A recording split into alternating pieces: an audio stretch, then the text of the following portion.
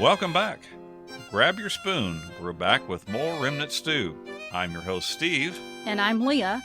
We had so much fun last episode with all of the weird and wacky monuments in the U.S. that we decided to take it worldwide and bring you even weirder and wackier displays from all over the world. We're going international, baby.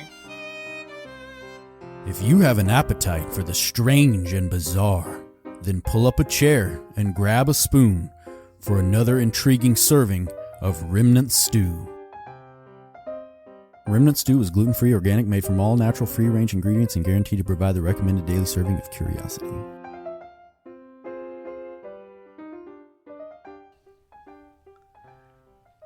Well, before we get into our topic today, let's look at the calendar. We're getting into the end of July. Let's see what holidays we have coming up ahead of us.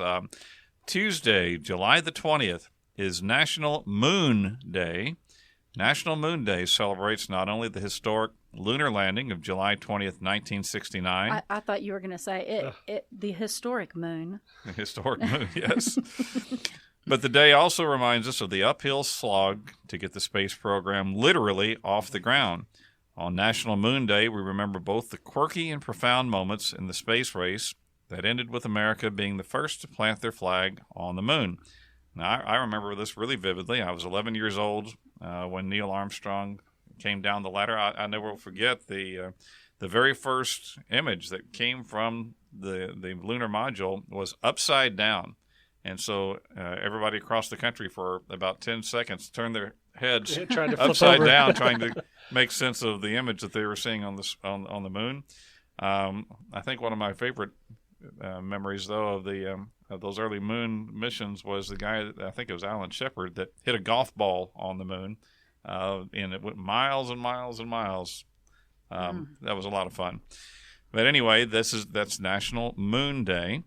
I think about my grandmother. You know, she was born in 1896, literally the horse and buggy days still, and she lived in 1971. She actually lived to see the moon landing, and Wow. quite a difference events that happened in her lifetime. How quickly things changed and moved along. And I'm just going to say that I feel like, and I could be wrong, but I feel like since the electronics era, right? And I think it started kind of with the space thing. We have grown so much, or we have changed so much. Our lives have changed so much in unprecedented ways in the last 100 years than I think any 100 years in the past. Does that make sense? I think so too. Yeah, things hadn't changed a whole lot up until about the 1830s, when it was kind of sort of the beginning of the Industrial Revolution, and then things started changing pretty rapidly, and even more rapidly, and in ways that people today can't imagine what it'll be 20 years from now. That's right. So. That's right. It started with the Industrial Revolution, and then now with the electronic age and the internet, and it's just unbeliable. I think about the early failures of the space program in the United States. The Russians, of course, got a head start and got the first rocket on orbit and the first man, Yuri Gagarin, in space. Yep. And our first efforts got about 10 feet off the pad and blew up, Yeah. So we had a lot of ground to catch up on. And I don't remember seeing the moon landings, right? Because I wasn't born. But I do remember the Challenger. I remember exactly where I was when Challenger blew up. Exactly. So anyway, that's Tuesday, July 20th, National Moon Day. And then Friday, July 23rd, is National Gorgeous Grandma Day. Now, I have to just say this day most definitely applies to my own wife, Judy, who is truly gorgeous, inside and out. She really is. And she's also greatly beloved by all 11 of our grandchildren. And so, nice. And they always tell me, "You look so young, Grandma." And honestly, she looks much younger than she actually is. I won't say how old she is. Smart man. Yes, that's a good idea. And then, this looks like a great day. This is one I think everybody should take note of. Monday, July 26th, is National Aunts and Uncles Day. Now, think about our aunts and uncles are unique parts of our family. They can be like a second set of parents or great friends you happen to be related to. Often they've watched us grow up and are full of stories about things that we did in youth we might not even remember. So I just think about my aunts and uncles added so much to my life, so much that I learned from them by talking to them and watching them and listening to them. I can remember one of my uncles who's still alive, Uncle Charlie, told me one time that my mother was the only person he'd ever been afraid of. He told me that as a teenager, and that was good advice to me. That probably stuck with you. So call up your aunts and uncles and thank them for the special place that they have in your life. My aunt is one of my best friends. Right. And I love being an aunt. I love that whole Shake parent-child relationship that's not full of responsibility. Like that I can is true. Absolutely teach them to cuss as toddlers and that sort of thing. Well, that's a really great day, and thank you. Yeah, nieces and nephews are wonderful people to have in our lives too. Well, as Leah mentioned in our last session, we explored several interesting monuments here in the United States. What was your favorite one, Leah? Do you remember? I love the Smithsonian. Right. I love that. I would love to take a month, 2 months out of my. I mean, I think even then, even if you took 2 months to go visit the Smithsonian, right, it wouldn't be enough time to see everything. Well, you're going to make me sound kind of bad because I think my favorite one was the Boll Weevil Monument in Enterprise, Alabama. But there were many other great ones to choose from. But this week we're going international. That's correct. We're going to discuss interesting and unique and bizarre monuments from around the globe because we know that's what our listeners like. As we stated last episode, according to Google Dictionary, a monument is a statue, a building, or other structure erected to commemorate a famous or notable person or event. Also a building, structure, or site that is of historic importance or interest. Well, to be honest, we might be stretching that definition here a little bit. As we look at the international monuments, we'll let you be the judge for yourself of how historically important or notable these people, events, and sites happen to be. But you can't deny that they are fun. And we'll start off with the great one, but I'm actually saving my very, very favorite one for the end. So end. Yeah, be sure to stay with us. A little clue there. The first item comes to us from a website called cheapoair.com. Well, who couldn't like a website like that? It was called 6 Weird Monuments Around the World. And the first one is called St. Wenceslas Riding a Dead Horse. And this one is found in the beautiful city of Prague in the Czech Republic, the capital of the Czech Republic. Visitors to the Lucerna Palace will be in awe of the magnificent statue of St. Wenceslas riding an upside-down dead horse. And let me try to describe this to you. Imagine a beautiful, elegant room with a like a Tiffany domed ceiling and a horse hanging upside down, and St. Wenceslas sitting mounted on the horse's belly rather than on the horse's back. And the horse's head is hanging down and its tongue is out. It is very obviously a dead horse. A dead horse. Well, the work by local sculptor David Cerny is a parody of the more traditional statue of St. Wenceslas riding an obviously living horse, which is located just outside the palace. And by the way, yes, this is the same King Wenceslas noted in the Christmas Carol fame. The artist will not say exactly what his intentions were. However, he is no newcomer to controversial artwork. Well, he just said they just beat that with a dead horse. Oh, okay. Yeah, thank you, Phil. Welcome. David Cerny once painted a Soviet military tank pink. I don't know if the Soviets were still there at the time and realized that. His most visible work depicts babies crawling up the girders of a television tower in Prague. Now, while you're in Prague, another one of David Cerny's unusual artworks can be seen, but might catch you by surprise. While you're walking around, you'll definitely want to spend some time, of course, in the old city. Prague has become just an amazing tourist attraction lately partly because it was not damaged during World War II. Right. And the old city still has its Renaissance charm. I was in Prague in 2017, my wife and my sister and brother-in-law, and really had a wonderful couple of days there. Well, when you head down Husova Street, Husova, you don't want to miss this one. You might be a bit startled by the sight of a man dangling over the street, hanging by one hand from a long pole. So like there's a long pole coming off the top of a building straight out over the street. and a man hanging there by one hand. No, he's not ready to end it all. Or just hanging around. Just hanging around. You've just encountered another creation of David Cerny. Now, it'll all make sense when I explain to you what he was thinking about here. Right. He said this Cerny honors the father of psychoanalysis, Sigmund Freud. So you see there, it makes perfect sense. Right. That, not really, but okay. Or maybe not. But anyway, certainly it is eye-catching. And I'm going to just say, okay, so you researched some and brought to the table, and I researched some, and I'm seeing Prague. Prague. Prague must be very interesting to visit. Yeah, it is. It actually has almost become a little bit overrun with tourists lately. It's become so well known. Well, now let's move away from Prague. Let's go to another beautiful European city. This time in Bern, the capital of Switzerland. We find the Kindlifresserbrunnen. That may sound like a mouthful, and in fact, it literally is. The word translates to mean child eater fountain. Right. I've seen this one. Yeah, Not in person, but I've seen it. This bizarre fountain depicts an ogre devouring an infant and holding several others to snack on later. The grotesque fountain dates to 1545 and is the work of Renaissance sculptor Hans Ging, I think.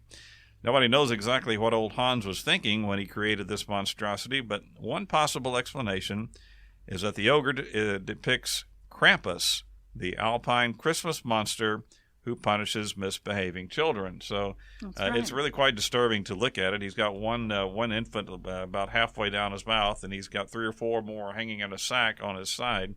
And we'll have pictures of these yes. for your viewing. Definitely, you want enjoyment. to see these. Now, while you're in Switzerland, we have a kind of a throwback to our episode from last time. And in our previous episode, we mentioned the fork in the road in Pasadena, California. Well, not to be outdone, Lake Geneva, Switzerland has the Fork in the Lake. That's right. This unique monument features a 25-foot-high dinner fork that appears as though it has fallen from the sky and landed in the lake. The fork was originally supposed to be a temporary exhibit of the Nestle Company, which is located, its headquarters are actually located in this same village. But the city decided to keep it because it became so popular. So, everybody loves the fork. We can't get rid of it. I wonder can you swim around it? I think you can swim. It looks like you can. From the picture, it looks like you can swim right out to it. Now, I don't know if I'm pronouncing this one right, but we're moving on from Switzerland to the wonderful city of Brussels, Belgium. And this is called Manneken Pis. Manneken, capital Pis. And it sounds like another word, and it means exactly that. Yeah, just what you're thinking. It was created in 1618, and it depicts a small bronze boy perched on the edge of a fountain and peeing into it. The statue is a Brussels icon and perhaps its most recognizable symbol. Now, Brussels is the location of the headquarters of the European Union. It's a very important center of commerce. A lot of the world diamond trade passes through Brussels.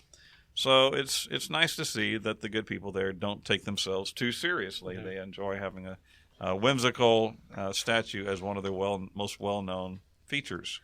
Well, apparently, there's a lot of people that don't take themselves too seriously because this peeing statue thing is a phenomenon all around the world.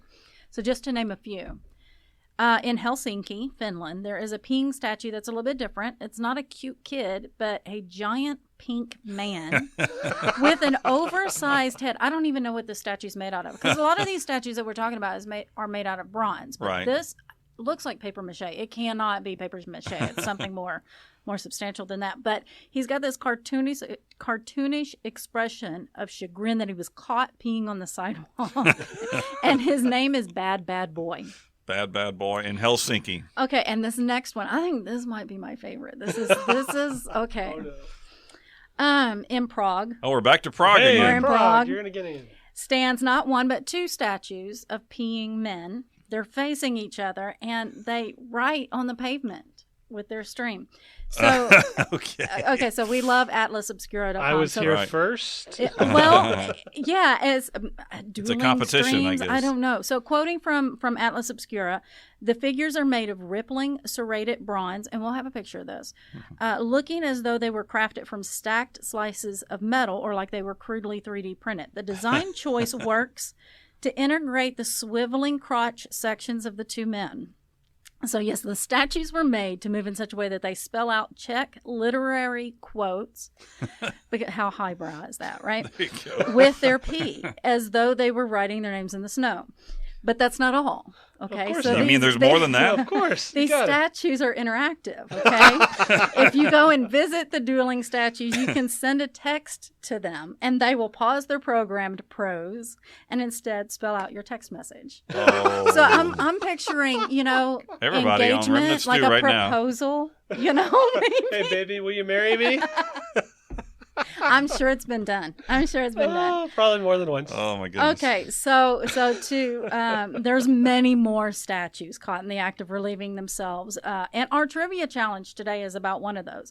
But I will end this section with this statue, and you'll remember that the whole pee thing started in Brussels, right, Belgium, with the original peeing boy Manneken Piss. Well, this is his counterpart. It's a urinating statue of a little girl named Jeanneke. I'm not sure. I'm sure I'm butchering it.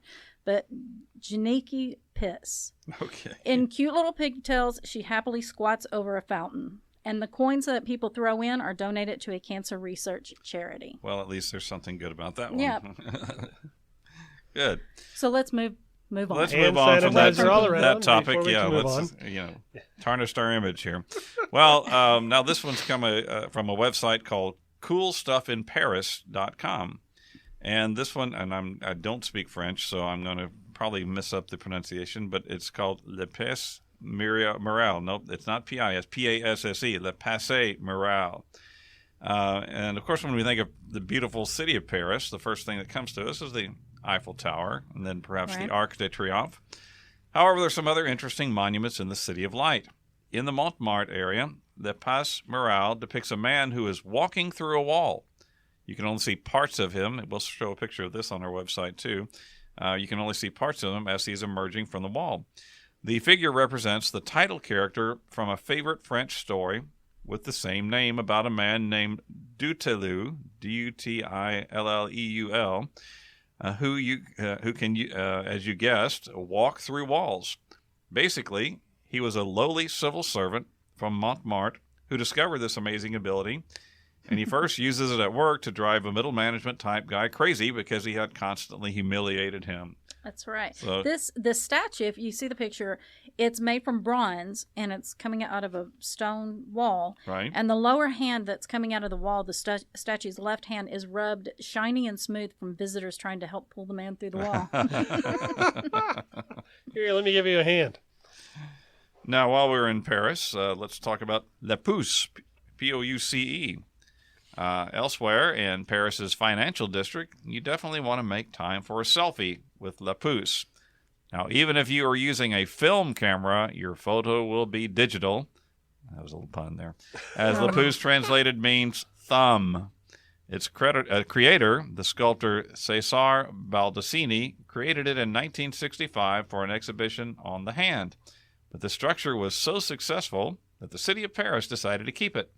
The thumb rises 40 feet above the street and weighs 18 tons. It's quite a remarkable picture when you see this. Yeah, and so the statue is said to be a symbol of practice and manual work, and of course, thumbs up. Right?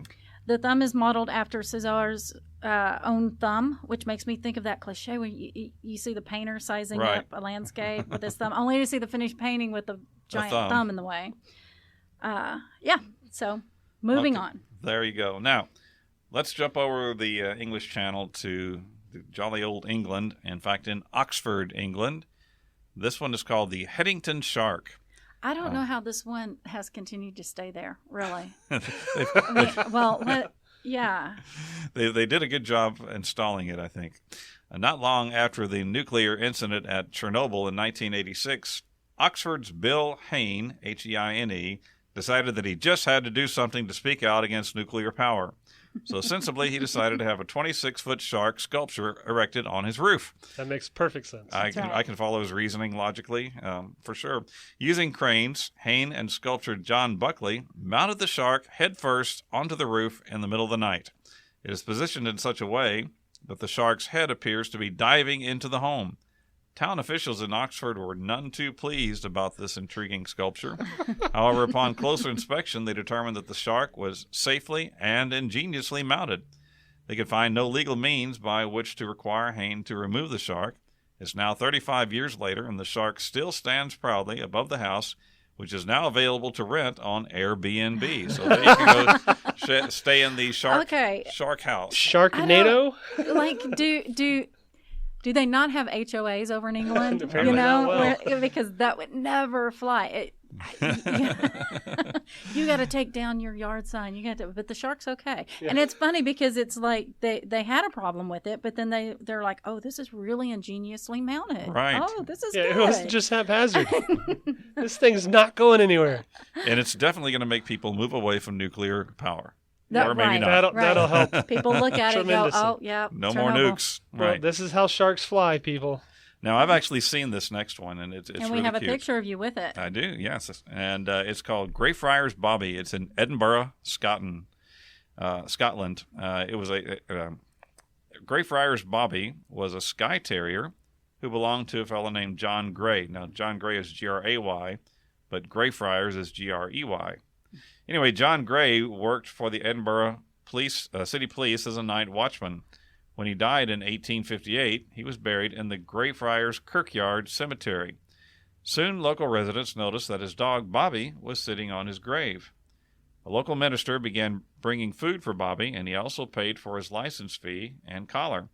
Bobby continued guarding his master's grave for 14 years until he died in 1872. He was buried just inside the gate to the cemetery near his master's grave.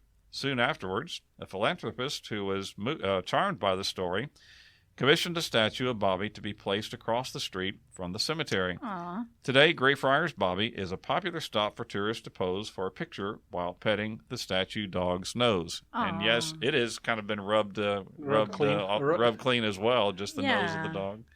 And so I got to see that. In fact, we actually stayed right just adjacent to that ancient cemetery in a little apartment that we had rented, so it was really fun to be right there in Edinburgh. What a great city that is, too, by the way.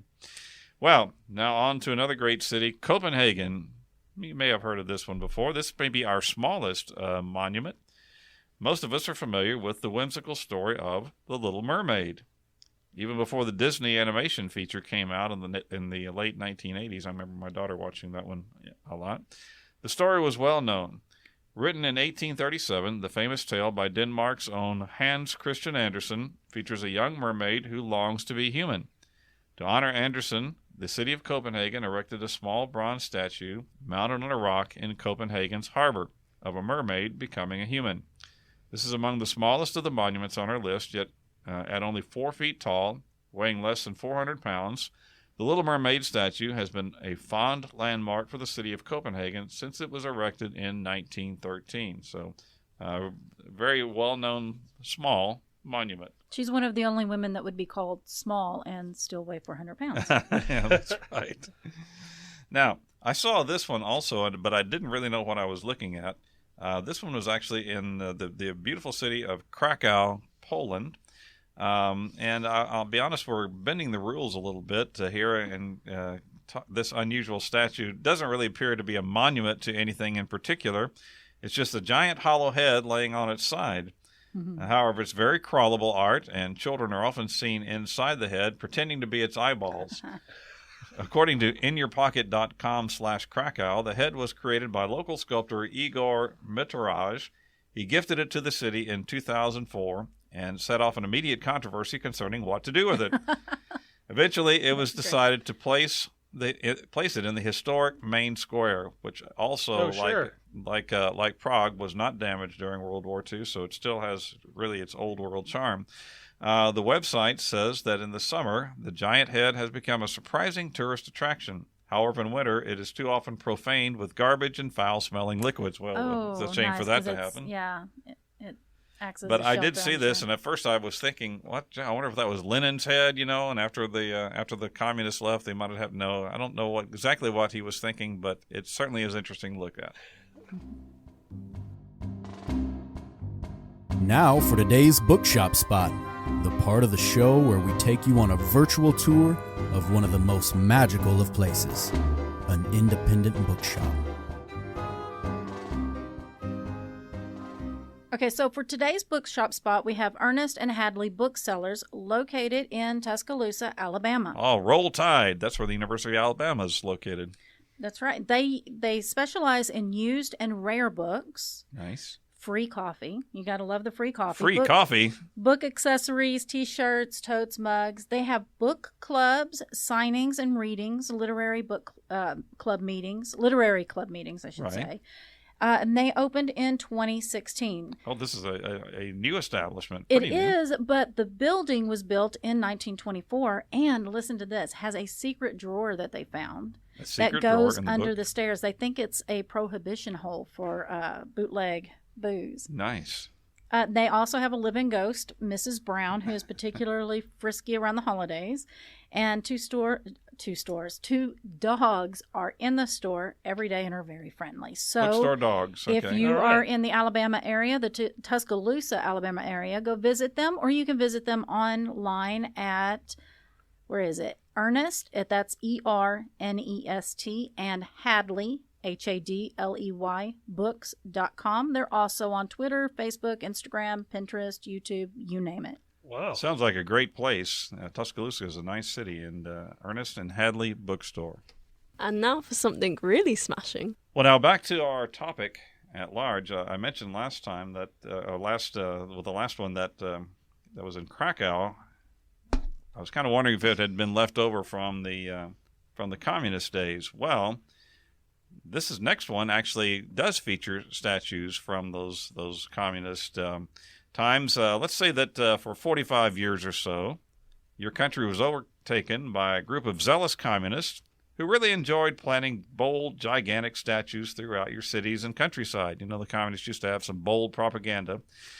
Then let's say that this communist government collapsed and its leaders headed for the Volga. Well, you look around and you're happy to have your country back, but what do you do with this mess of statuary that they left behind? Right. Well, the folks in Budapest, Hungary, experienced just such a thing, so they decided to gather it all up, all that Soviet-era monument, and stick them all in one city park. Memento Park is the final resting place of all the statues of Lenin, Stalin, Engels, and many more gigantic waving comrades, all lumped into one city block. A quote by the architect on the project, Eliod, I believe.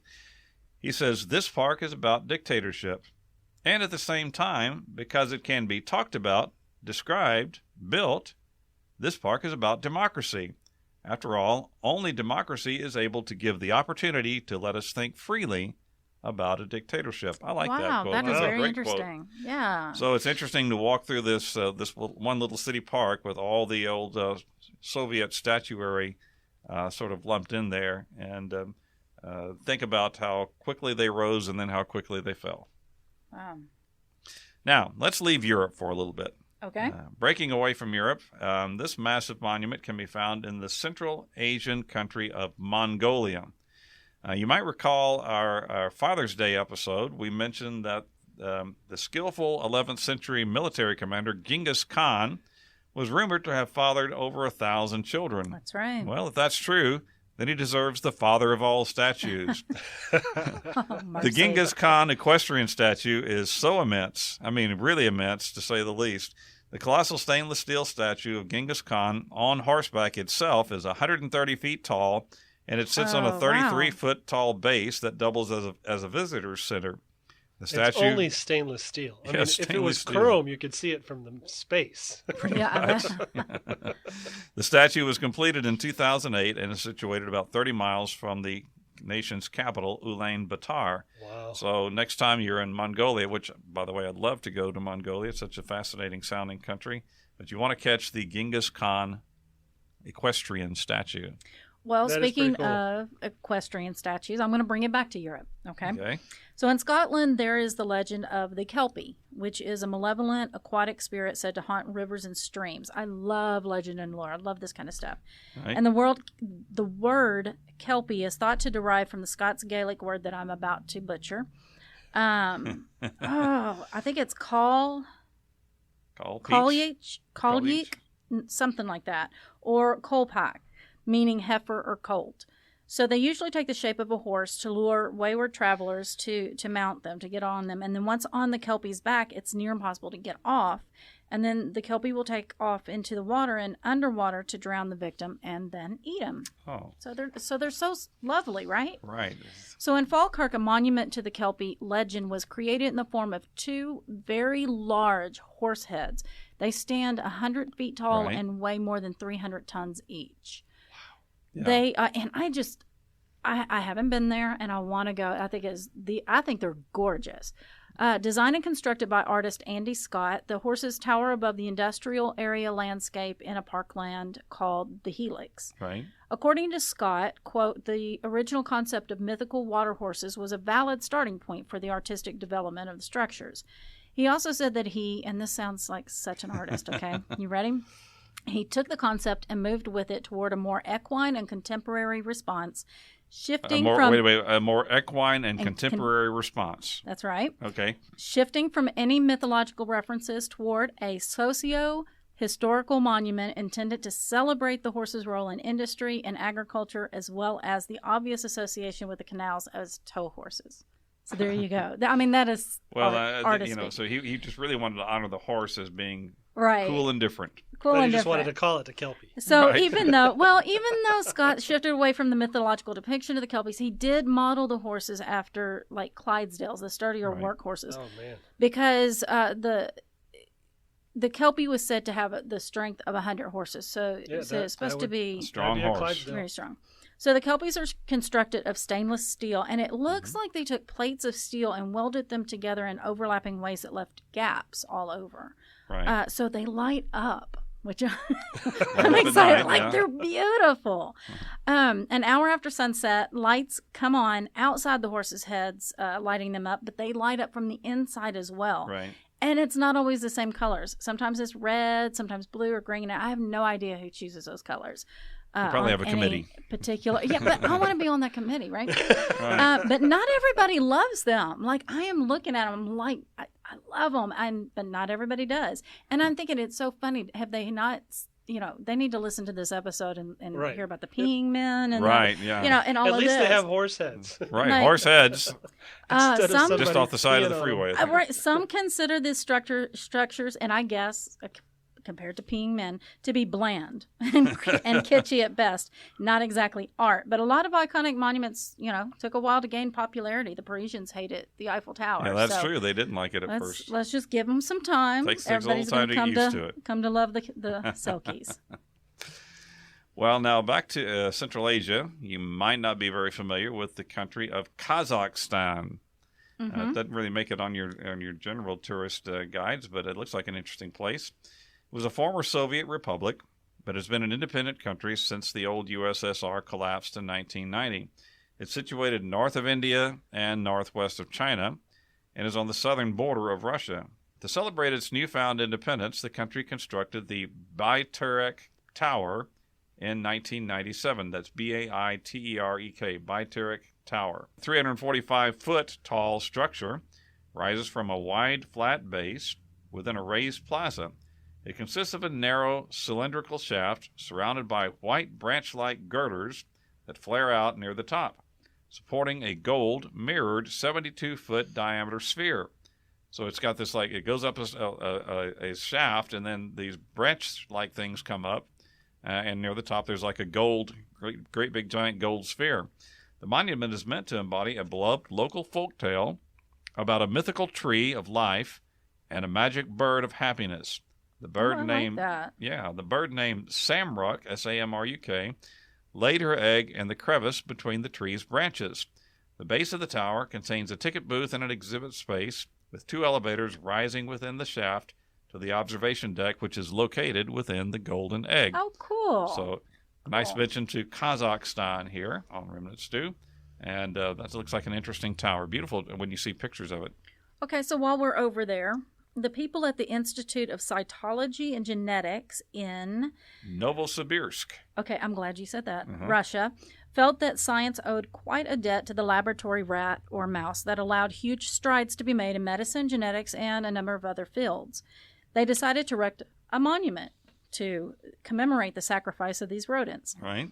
So on a pedestal in front of the Institute stands an adorable, I mean, it's really a cute mouse, depicted as an anthropomorphic mouse as an elderly woman, complete with glasses balanced upon her nose, and she's earnestly knitting a double helix strand of DNA. It's really a cool statue. That's pretty cool. The sculptor said that the statue combines both the image of a laboratory mouse and a scientist because they are connected to each other and serve one cause.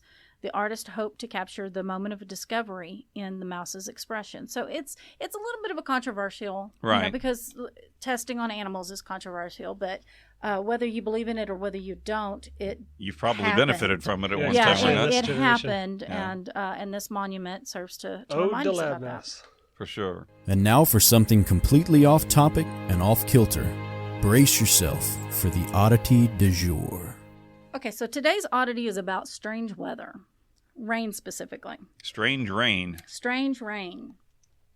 So when I think about Switzerland, I think of chocolate, right? Right. Cheese. And listen, I have a niece that is an adult now. She's very well read, very intelligent. And when she was little, you've seen the phenomenon when you read words that you've never heard before. Sometimes you mispronounce them. Right. She always wanted. We do that a lot here. Yeah, true. That's very true. I remember she always wanted European chocolate from Sweden. So, and that's what it makes me think of. So last year in August of 2020, the town of Olten, Switzerland, had some pretty sweet weather. Literally. Chocolate snow fell from the sky and dusted the buildings, cars, and everything with a fine layer of chocolate powder. Chocolate falling from the sky? That's right. Nice. So you sure you weren't dreaming when you right. saw this? It didn't take long to trace this strange weather to a malfunction at the nearby Lindt chocolate factory. You've heard of Lindt chocolates. Oh. Right. It was found that there was a minor malfunction in the cooling system where the cocoa nibs are roasted, which blasted specks of chocolate out of the factory. Coinciding with the malfunction, a storm blew in and dispersed the specks of chocolate all over the town like a dusting of fine snow. Nice. So the Lindt Chocolate Company assured everyone that the chocolate powder was not dangerous in any way and offered to fund cleanup efforts, but the locals actually, they were happy. I mean, they weren't happy about it, but they were like, they just took it all in stride. It's no big deal. Like they ate it up. Oh, thank you, Phil. Take a bow. Okay. Zinger number 2. The Lindt Company is more than 100 years old, and this is the only incident of its kind in that company's history. And, of course, I've got my information from, can you guess where? Atlas Obscura. Atlas Obscura. We love Atlas Obscura. So this next one, though, comes from Newsweek.com. Strange rain is not just a Swiss thing. In June of 2018, Newsweek reported that seafood rain had fallen. I know, right? Ew. I see a steak. Had fallen from the coast in the coastal cities of Shandong province in China. Someone posted a picture of a small octopus that had landed on a car windshield. This is for real, yeah. Could be a water spout or something. Other photos, good guess. Other photos showed mollusks and shellfish raining down on the community. And the idea of sea life flying through the air sounds straight out of a sci-fi movie. Right. But that's what happened during a strong storm in the region. The summer storm was recorded as having hurricane-force winds and set a new record for June in that area. It's believed that the storm created tornadoes out over the sea, so waterspouts, right? Right, wow. That picked up the marine life, which was then carried inland on the storm's strong winds. Can you imagine being an octopus in that? Sucked right out of your house and then thrown up on the land somewhere. And speaking of throw up, all of this reminds me of the story. I'm from Kentucky. And there was the Kentucky meat shower. Okay, do y'all have never heard of that? I think I've heard of it vaguely, but you'll have to refresh our memory. So on March 3rd, 1876, and I just have this printed here. Let's see. Mrs. Crouch, that's her name, was a farmer's wife. She was making soap on her porch, and she just the meat started falling around her. Like she's looking, just raining down from the sky. It's raining meat. She was 40 steps from her house when the meat started to slap the ground. It's tenderizing the wrong way. She gathered some of it up. She said it looked gristly, and told her husband, and her husband believed it was signified a sign from God. He didn't know what it meant. Oh, well. But okay, so they gathered it up, and they showing the townspeople and stuff, and there were some, and it would be men, okay? that actually ate some of it. They tasted it to see what it was. Right. You gotta pass the okay. And they're test. like, this tastes like deer meat, or this tastes like whatever. So they preserved some of it. Okay. So years later, they did tests on it, and it turned out to be like there was like, and I'm trying to find it in my notes here, deer lung meat. Okay. And it was meat from a bunch of different animals. And the most convincing theory that they can come up with, they're pretty sure they know what happened. A vulture was flying overhead and just vomited. Dropped it. Right? Wow. And that is Kentucky Meat Shower. They There got you vulture go. bombed. The sun shines bright on our old Kentucky home. Goodness. And meat falls from the sky. And now back to our regularly scheduled chinwag. All righty. Well, now we're going down under for this one, down to Melbourne, Australia. And this one's called the Upside Down Monument to Charles La Trobe. Charles La Trobe was an interesting fellow who lived in the 1800s. In fact, in 1839, he was appointed the Lieutenant Governor of the Australian colony, which is now the state of Victoria. He's credited for much of the design of the beautiful city of Melbourne. His leadership and support laid the foundation for the University of Melbourne. In fact, there's another college named La Trobe Institute in his honor. Now, if you walk around on the campus of La Trobe University, you'll encounter an unusual monument. Actually, the monument itself is pretty normal. There's a statue of La Trobe standing on a pedestal. But the entire thing is upside down. That's right, his head is on the ground, and the base of the monument is way up in the air. Because why not? Well, you might be wondering why that's the case. Well, according to an article in Atlas Obscura, again, the sculptor was trying to challenge the traditional commemoration and use of public monuments to historic figures. The description also notes how, ironically, the inverted monument raises the profile of La Trobe in a way that a more conventional statue could not, thanks to the media attention that it provoked. So you're in Melbourne, you want to go see the upside-down statue of Charles La Trobe. He's standing on his head. Funny. The whole thing is on its head. Okay, so this is completely off topic. I remember going to a carnival, and there's a lemonade stand there, right? And their whole thing, their sign is upside down. And on their cups, it's all upside down. It's just to catch your attention. And so I guess that's what this artist It does. Somebody else too. also pointed out that since La Trobe was actually from England, that from their perspective, he would be right side up. Oh, if you oh yeah. He's on the other side of the world. Now, Leah, one of the things that I really love about doing research for this podcast is that I always run into odd information that I had never heard before. All the time. And this is a little bit off topic, but it's related to Charles La Trobe. He married a woman named Sophie de Montmollin in 1835. Together they had 4 children. However, Sophie died in 1853 after she returned to England. Well, the following year, La Trobe also left Australia, and he returned to England too, which was his original home. And he married Sophie's sister, Rose, after she had passed away. His wife had passed away, so he marries her sister. Okay, that makes more sense because it made it sound like he married Rose after she passed away. No, I said that wrong. I said that incorrectly. So, Sophie had passed away the year before, so he goes back and then he meets up with her sister, Rose, and marries her. However, this marriage was illegal under English law, as it was considered incestuous to marry your dead wife's sister. That's really odd that they would have that kind of law because in the Bible, like a man would. It seems like they would do that, right? Yeah. But actually, it was a result of something called the British Marriage Act of 1835, which was based on some canon from the Church of England, which stated that since the two become one in marriage, that the wife's sister is also the husband's sister. Okay. Thus, it would be an incest to marry her. Now, the law was changed by the Deceased Wife's Sister's Marriage Act of 1907. But I couldn't resist putting that little tidbit in there. That's fun. I had never heard of that. I have so many questions. That's so. Yes. So they have the Deceased Wife's Sister's Marriage Act. Do they have? Okay, the deceased husband's brother's marriage act. I don't know if that one covered all or if that was specifically related to that. We have to dig into that a little further. We need to do an episode on weird laws. There you go. That's what we need to do. There you go. I think you might have to split that into two. One for Texas and then everybody else. Yes, that's right. Illegal to carry wire cutters in your pickup truck, right? That makes perfect sense. Well, anyway, on to our monuments again. Back to our monuments. Well, what are we here for? Oh, yeah. We're doing international monuments. Wow. Let's go to South America. Yeah, we haven't been there yet. Haven't been there yet. Atacama, Chile. The Atacama Desert in Chile is seriously one of the driest places on Earth.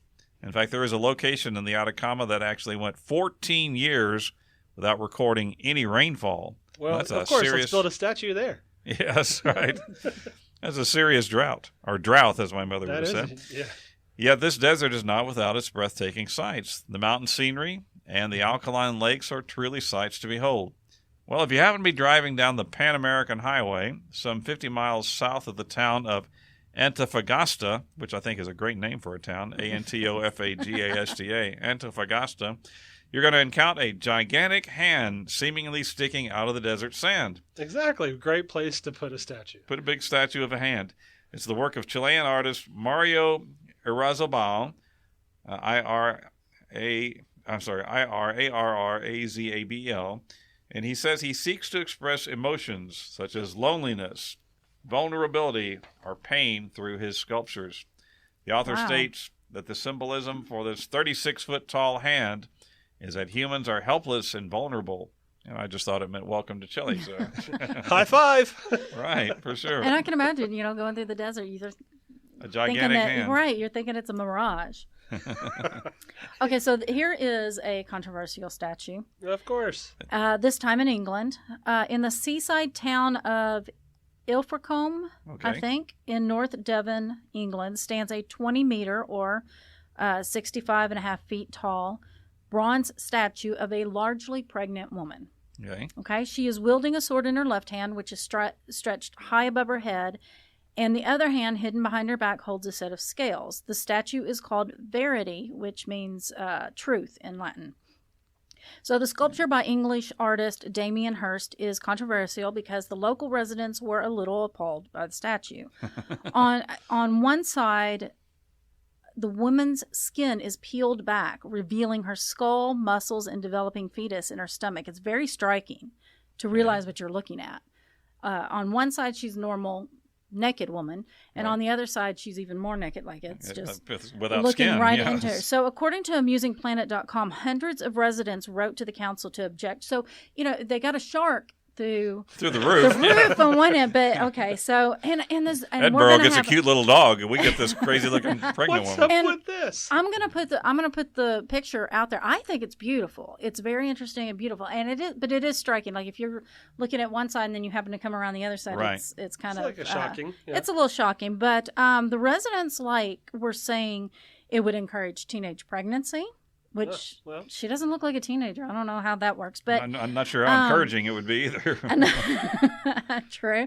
Another said it was demeaning to women. Okay. A third claimed it was eccentricity, posturing as art, because peeing men don't quite. And every other derogatory word, like it was really, there were a lot of people like inappropriate, sounds monstrosity, like it's taking them a while tasteless. to get accustomed to it. But the council still agreed to let the statue be erected, but it's only temporary, so they only have to put up with it for 20 years because it's on a 20-year loan from the artist. 20-year. I wonder what will happen if they miss it then after it's gone. Right. Yeah, that's right. They probably will. She just goes away. The tourists came. We came to see the pregnant woman. I think it's very interesting and I think it's beautiful. So that's me. Well, okay. Now I promised you at the beginning that I'm saving my favorite one for the last, and this is actually the grand finale. We go back to the country of Russia. It's the great end. Yes. This comes to us via NBC News. In the southern Russian city of Zeleznovodsk, located in the beautiful Caucasus Mountains, by the way, it's Zheleznovodsk, and the beautiful Caucasus Mountains, local officials recently unveiled a gleaming new statue that has been titled the Enema Monument. That's right. Not only can we pee on you, well... The bronze syringe bulb, I'm going to move straight along here. The bronze syringe bulb weighs 800 pounds and is held by three angels was unveiled by the Mashika Alva Term Spa. Tell me it's interactive. The spa's director said, okay, there's no kitsch or obscenity. It's a successful work of art, Alexander Kardinko told the Associated Press, and this is his quote, "An enema is almost a symbol of our region." What does it even mean? He has a point. What does that even mean? It is almost a symbol of our... Okay. Well, this is what he means. The Caucasus Mountain region is known for dozens of spas where enemas with water from mineral springs are routinely administered to treat digestives and other complaints. Okay. So, Filtered. near the 5-foot-tall enema monument hung a banner declaring, "Let's beat constipation and sloppiness with enemas." Now, evidently, the slogan on the banner, let's read that again, "Let's beat constipation and sloppiness with enemas," was an allusion to a line from The 12 Chairs, a famous Russian film comedy. Sculptor Svetlana Avakina said she designed the 5-foot-high monument with irony and humor. Absolutely. Absolutely. And modeled the angels on those of the works by Italian Renaissance painter Botticelli. Who knew that the Russians had such a great sense of humor? That is awesome. Run into Russia, you've got, you got Memento Park in the other end. Right. The other end. Yes, the other end, right. Let's rein it in. Okay. And now it's time, boys and girls, for the Trivia Challenge.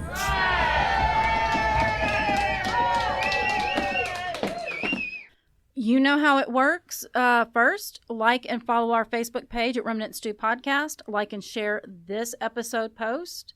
Why wouldn't you? Put your answer to the Trivia Challenge question in the comments of that post, and the first person to do all of that will be the winner. Steve, you wanna ask our Trivia Challenge question? Well, we've all seen the little boy peeing statue, but there is one in Belgium that is unique. Why is that? All right. Good luck. Remnant Stew is created by me, Leah Lamp. Dr. Stephen Meeker and I research, write, and host each episode. And mispronounce lots of words, too. Oh, my goodness, do we. Audio is produced by Philip Sinquefield. Our theme music is by Kevin MacLeod with voiceover by Morgan Hughes. Special thanks goes out to Judy Meeker and Harbin Gould. Listen, we have so much fun with this Remnant Stew podcast. Right. And we are quickly approaching our 1-year anniversary of giving you the weird and unexpected. And we are doing our best to break out of the friends and family plan of our audience. So, if you are listening to us and you do not know Phil, Steve, or I personally, connect with us and let us know that. You can do that through our Facebook and Instagram at Remnant Stew Podcast or through our email at staycurious@remnantstew.com. Send us an email and say hi. Tell us your favorite episode so far. And also, if you like our podcast, leave us a review. It costs you nothing to do this and makes so much of a difference to us. We love seeing those reviews. They really mean a lot to us. You can find a convenient review button on our website, remnantstew.com. That makes it easy for you to, and we will read your review and thank you in an upcoming episode. Before you go, please hit the subscribe button so you won't miss any new stew. And as always, share Remnant Stew with your friends, family, pen pal, optometrist, and that guy calling you at all times about your car's exhaust warranty. And until next time, please remember to be kind and always stay curious. Exhaust warranty? Oh,